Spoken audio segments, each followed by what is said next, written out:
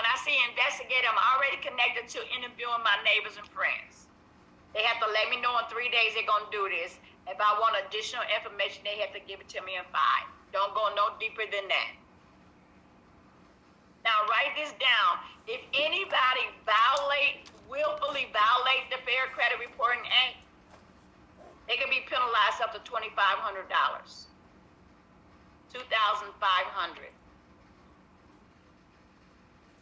In other words, they doing something enough to constitute a general practice or business practice.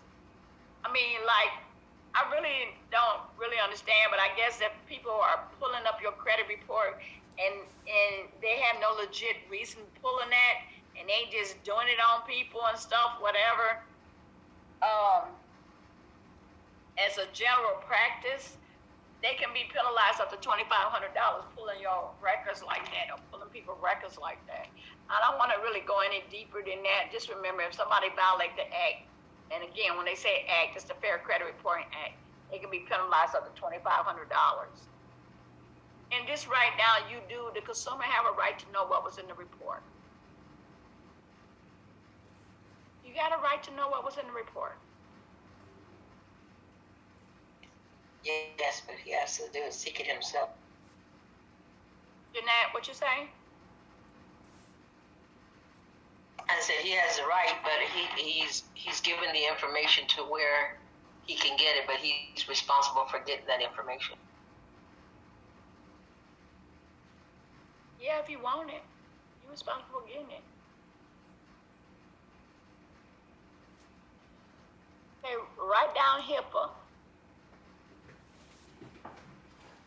That stands for Health Insurance Portability Accountability Act, HIPAA. Health Insurance Portability Accountability Act. And when you see that, just connect it to protecting people's health information. It's a privacy rule. Remember, we asking clients detailed information about their health. That's supposed to be kept private. Okay? So whenever our customer give us detailed information, social security number and all that, okay, we have to give them a disclosure authorization notice. Right now, we need to give our clients a disclosure authorization notice. And what's the purpose for it? Here's the answer right here. It will state the insurer's practice regarding the collection and use of your personal information. The authorization pretty much tells you who we associated with and who's going to be able to see this information that I'm collecting from you. So, Ms. Donna, so this would be the type of document or forms that we normally get every time we go see a doctor. That type of form, pretty much, yes. Right? Yes. Okay. Or anytime even when you're filling out paperwork and you're putting personal information like your driver license and your social security number and stuff like that, they usually a disclosure notice letting you know who's going to be able to see this information. That's why they can share that information in the MIB. When you sign that disclosure, whether you read it all or not, it's probably letting you know that this information will be put in the MIB for other insurance companies to be able to see this. So the HIPAA Act then covers the financial part as well, then, not just medical, because I usually think just medical when I think of HIPAA. That's usually who we... But the HIPAA that's what part of it is, medical. Health Insurance Portability Accountability Act. It got something to do with your privacy of your health information.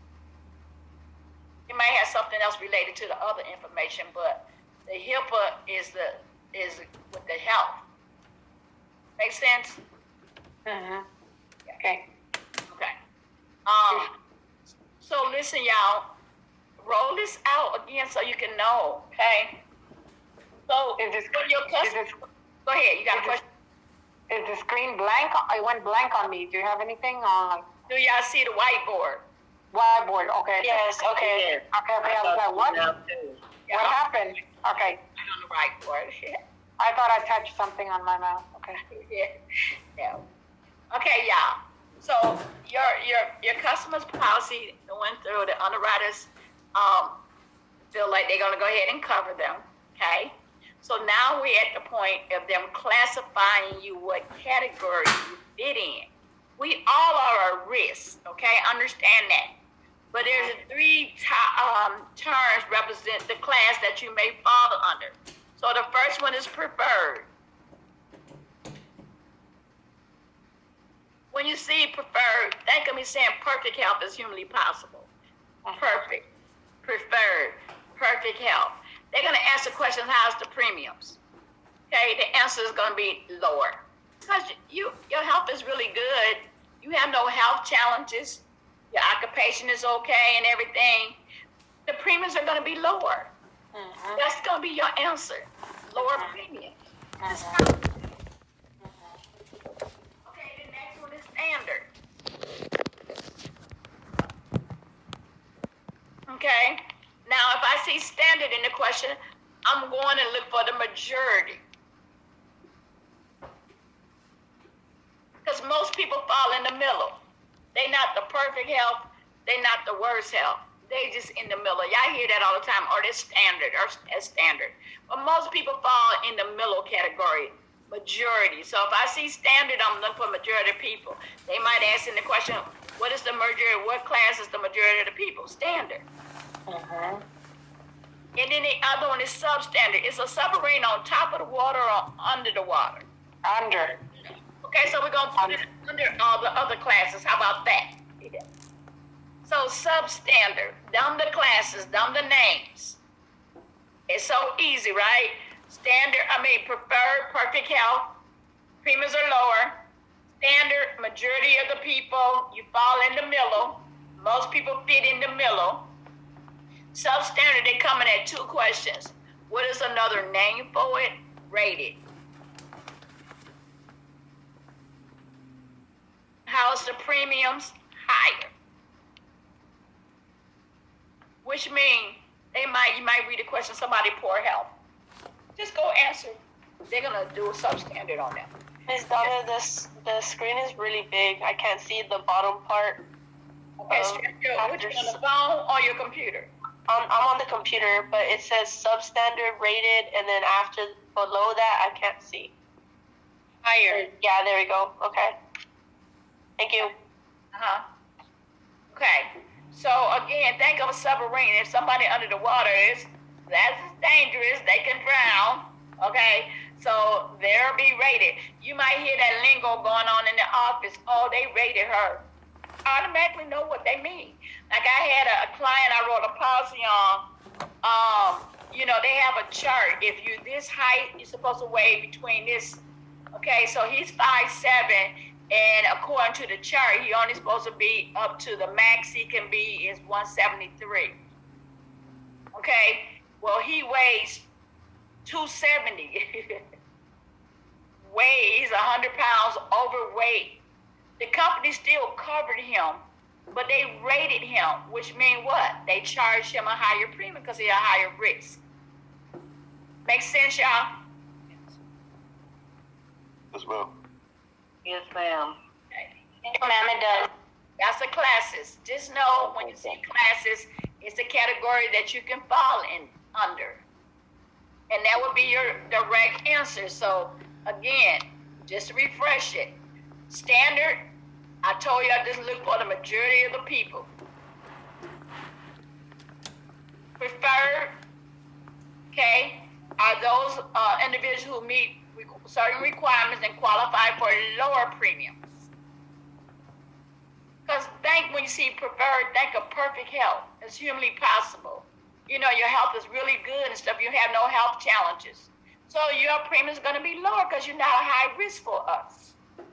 Substandard, you got some challenges going on. Maybe a dangerous occupation, maybe, your health, or maybe you're overweight or whatever, but we still going to cover you. But you're a higher risk. Chances of, dying sooner than later is an option. So we're going to charge you a little higher premium. But which one of these you think you'll be classified if you smoke? You'd be rated, huh? Which is what? Substandard. High risk, substandard. Substandard. Substandard. His premiums went from, like, he was gonna originally pay $40-something a month and went up to $70-something a month, because it's overweight. Okay? And it'll be almost the same thing if somebody smoked, opposed to somebody that don't smoke. Their policy goes up, it's higher. Now, this is just something for y'all to know for future reference. Okay? Of course, and remember, they can decline you. So don't answer anything. They can rate you, but they can't. Yes, they can. And y'all got to put yourself in the position, this is your insurance company. If this is your insurance company and I got cancer about to die in 2 weeks, you going to insure me? Heck no. So you can decline me. It's not illegal to decline somebody if they're a higher risk. Okay, so, I was going to say, Why would they decline you? why would you, if it's your insurance company, can I get a $500,000 policy from you? And I got cancer and they told me I got 6 months to live? No, Why not? because I've been declined. Huh? Because I've been declined. That's a high risk. Substandard. Because that's considered substandard. Now if somebody, okay, thank you. And you're not insurable. In reality, listen, y'all gotta think this out in reality. You got your insurance company. Is you gonna let somebody come to your company and the doctors clearly told them they got 6 months to live? You gonna let them get a $500,000 policy from you? No. Oh. No. Y'all gotta bring this stuff out in reality. No, you gonna quickly decline them. If y'all stop and think about the big picture, why would we even need an underwriter if everybody's gonna be insurable? Why would we even need to pay an underwriter? They're there for a purpose, to look at the application to see if you're gonna be a risk to the company. If you're gonna be a risk, they're not letting you in. Long as you're not a high risk where they're gonna have to pay out soon, then they're gonna let you in. They're gonna accept the policy, the application. Y'all gotta think of reality. Somebody got cancer, no, you ain't gonna cover them. You trying to make money at the end of the day. But Donna, Yes. but as you're saying that, okay, I mean, you offer someone the policy, right? And you know that, or you quickly find out that they have diabetes, or that they may look overweight. They know that you offer, you have that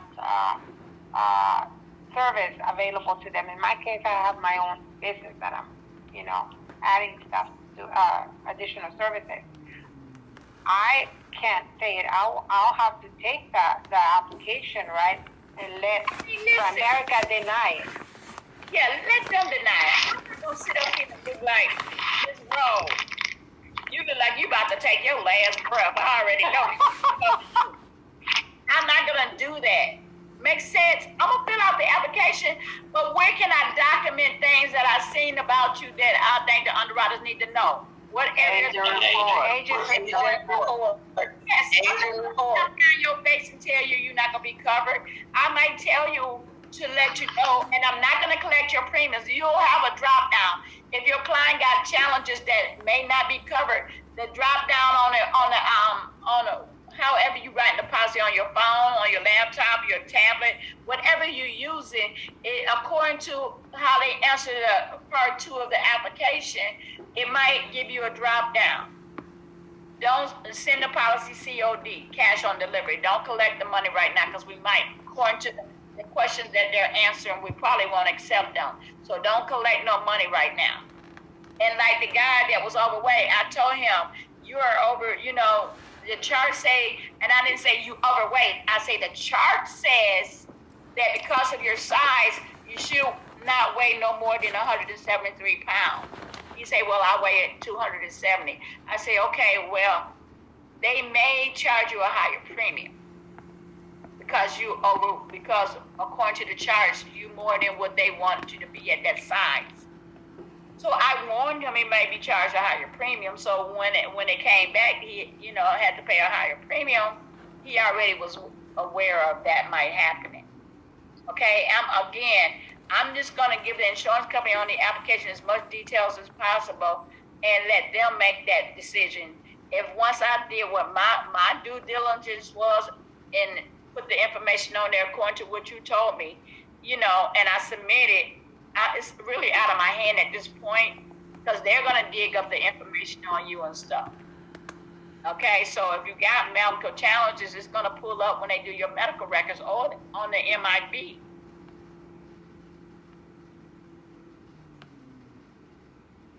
Now, write down STOLI, STOLI, STOLI. What that stand for? Stranger. The ST, Stranger Originated Life Insurance. Stranger Originated Life Insurance. Or IOLI, which stand for Investor Originated Life Insurance. Okay, so when you see these words, think of me saying stoliolio and iolio and spaghetti O's with meatballs and Parmesan cheese on top.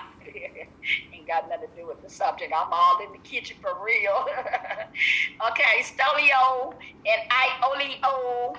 What it stands for, write this down. What is the problem with those two things? It violates the principle of insurable interest. It got something to do with insurable interest. You putting insurance on people that you don't know. And they'll ask you what is the problem with STOLI. Is you violating the principle of insurable interest. If that's a stranger to me, I have no legal reason to put that insurance on that person. That's a stranger. Or investor originated. You got people with a lot of money trying to find a way to flip their money by buying life insurance policies on senior citizens and selling them and stuff like that so they can make a profit. They feel like they're gonna die some. We don't mind paying a few premiums on them and collect the policy when they die. So these are two illegal because they don't have anything to do with insurable interest. Okay, that's connected to an insurable interest. So if I see them, it got something to do with insurable interest.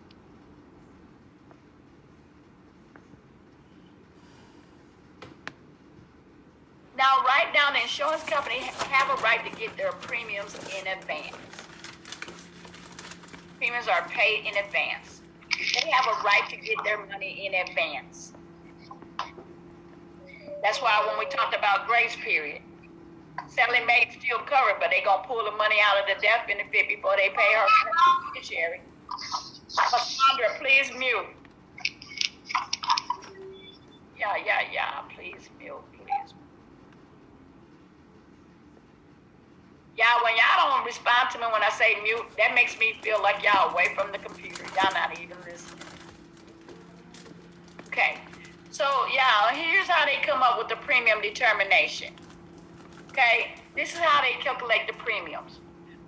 Here's a formula which I doubt you see, but I'd like y'all to be over prepared and under.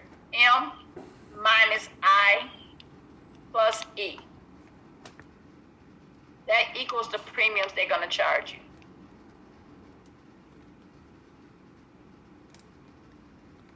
Okay? So what do MIE stand for? Mortality. So write down the M stand for mortality. Write in your own words what that means. It's the death rate within a particular group of people. The mortality is the rate of people that fall in that particular category. So for example, I'm a female. Let's say I'm 25. I can use whatever age I want to. I'm the one telling the story. Thank you very much. I appreciate it, Ms. Mooch. I'm 25 at this point, okay? I might run a few circles around that 25, but at this point, I can tell whatever story I want to. Okay, thank you very much. Okay, so I'm 25. I'm a female. I'm non-smoker. The category I fit in, they charge my category $500 a year for my premiums. Okay, I need y'all to listen to this and soak this in because this is very vital and most of the stuff we're going to be talking about throughout the rest of the class. Okay, that's the mortality, the death rate in the group that I fall in. Female, 25, non-smoker. That's how much I pay a year according to the table I fall under. listen to this and role play this scene forever, and because I'm gonna be talking about it a lot. Where's our money put when we send our premiums in? Where's the cap? In the pool. In the pool. Okay. Now listen to this and role play this story. That money is just not floating in the pool. And companies make money by investing the money that's coming into their company. So in turn, that money in that pool, they're taking that money and flipping it and investing in stocks and bonds. They're loaning that money out to different entities. And in return, they're charging them interest off that money for using it. Okay, who money in that pool? All of our money in that pool. So boo-boo, if y'all making money off that money that's in that pool, then y'all should kick us a little something back, okay? So that's where the interest come in at. How they calculate is irrelevant, okay? Just know this is the process.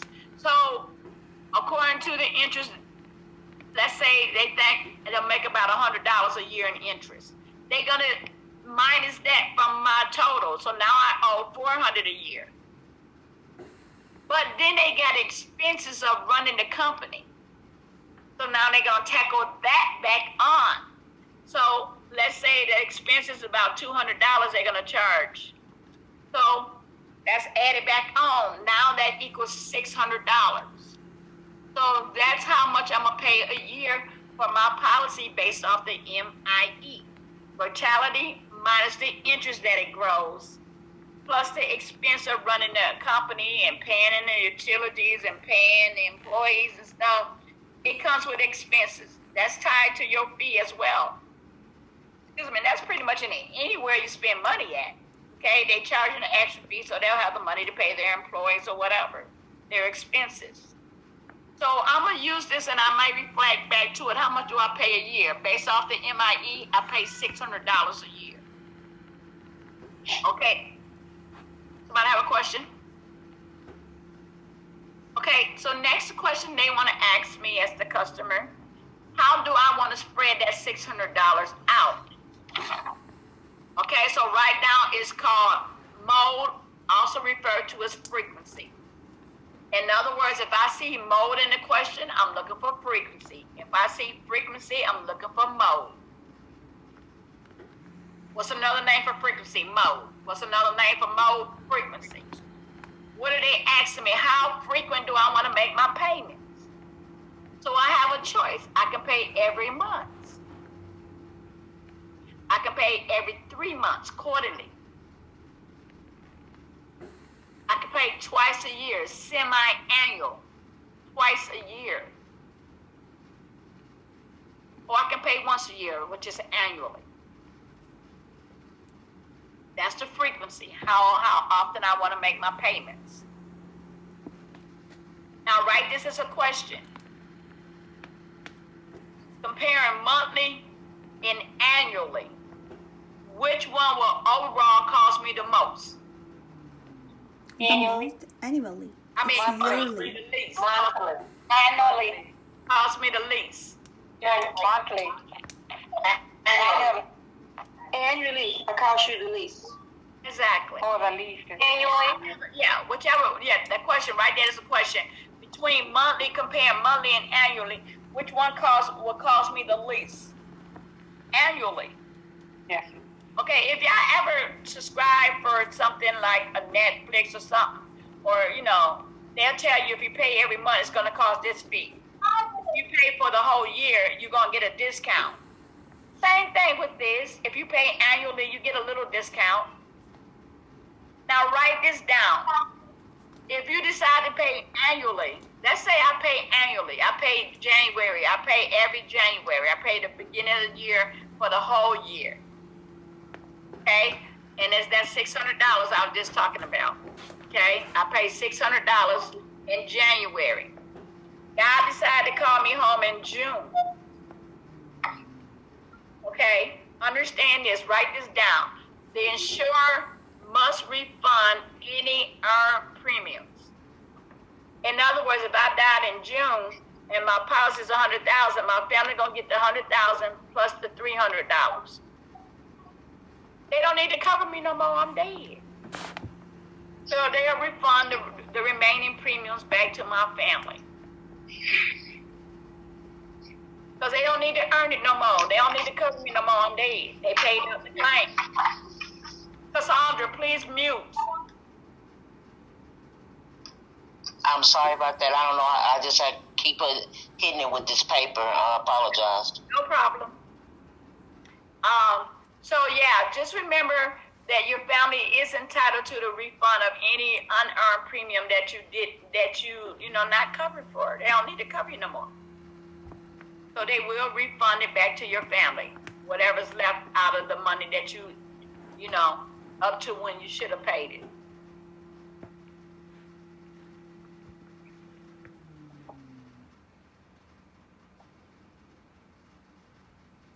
Thank you. That was my question. Okay, cool. I tell you I got you, boo.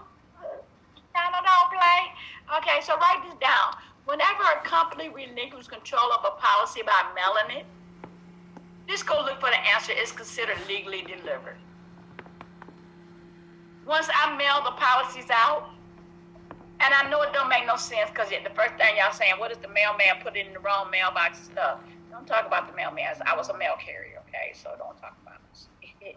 I did put mail in the wrong box, Sorry, y'all, if it was you. Anyway, just remember, once it leaves my office, it's considered delivered. Okay, mail delivered. Mail delivered. Let's say, and again, it don't make no sense, but let's say I got a few policies already processed, and a carrier comes in my office and pick them up. At this point, it's considered delivered. Don't make no sense. Right? This is a question. Why should the agent deliver the policy instead of mailing it? One of your answers is to get a delivery receipt. Okay, remember we talked about 3 receipts: premium receipt, conditional receipt, delivery receipt. Okay, that way it's gonna be a paper in there for you to sign, and I send it back to Primerica. They actually know that you did get the policy. So it's a delivery receipt. But this is the main answer they want to look for when they ask you this question. Why would the agent deliver the policy instead of mailing it? And here's the thing, the key words you want to look for so I can explain the policy to the client. You want to make it more personal. You got to remember, because you close policy with that one customer, they got relatives and friends. You want to get referrals and everything like that. So build a rapport with your customer. So that's why I'm going to deliver to them. So if anything was changed differently, like my client that they rated him, I'm personally sitting in front of him saying they rated you because your weight was too high. Okay? Or just the key word. Y'all got to look for answers they looking for. Hey, one of the answers say, when it asks that question, why would you deliver a policy instead of mailing it? Okay, and one of them say to see how the family is doing. That might be true but that's not the answer they looking for. They looking for answers like, so I can explain things to my client. If they got questions about their policy, I can explain it. Yes, I can explain it over the phone, but it's not the same in being in person. Okay? Now, again, it's going to the effective date of coverage. Okay, y'all, so I'm asking the question, how do I know my policy, when did my policy go into effect? What's the first thing you need to look at? The day they gave you money. Okay, yes, I paid. When did my policy go into effect? The day you received the date of the application. The first payment is made. The day of the application. Listen, y'all, the right answers, don't let them confuse you. If they said you paid the day of the application, unless what? They asked for a statement. They asked for They additional want me to do a medical exam. medical report. Them the 2 answers you looking for, y'all. If the question say they paid and they asking about the effective date, don't let them throw you off. Did they pay? Yes, they did. It went in I effect. said day of the application. Unless the question clearly said they need a medical. Then I'm just going directly into the answer for the medical. Y'all don't have to think no deeper than that. That's it. Now, write this down. If they did not pay, okay, this say if the initial premium is not Hey. Hey, this is Alex. I'm right outside your house. Okay. And I'm gonna open up the back of the where the fence is, like towards the street. So if you can, Oh, Lord Jesus. Okay, so, listen, y'all. Miss Donna, I have a question. Is there any way that you can make someone a co-host so that when you start hearing people talking, we can automatically start muting them? Because it's getting ridiculous now. Yes, it is. Yeah, because I didn't even get to hear anything that you said. Like, as soon as they started talking, it's just like you went out. So I didn't She said if they did not pay. Let's move on. If they did not pay. Yeah, but we hearing all these other folks, so it's getting annoying, y'all. Just when I mute, because I'm, as you notice, I can mute. I'm sure y'all can see when I mute everybody. So, yeah, I'll just go on instead of asking, because it sounds like they don't be hearing me when I say that. I'll just go ahead and start muting everybody. But there's a setting in Zoom that you can set that tells you that they have to ask for permission to unmute. I just thought I'd throw that out there. So you can set that so none of us can unmute ourselves. Like, you have to give us permission to do it. Just throwing that out there. But and I understand that too. But you know, like when I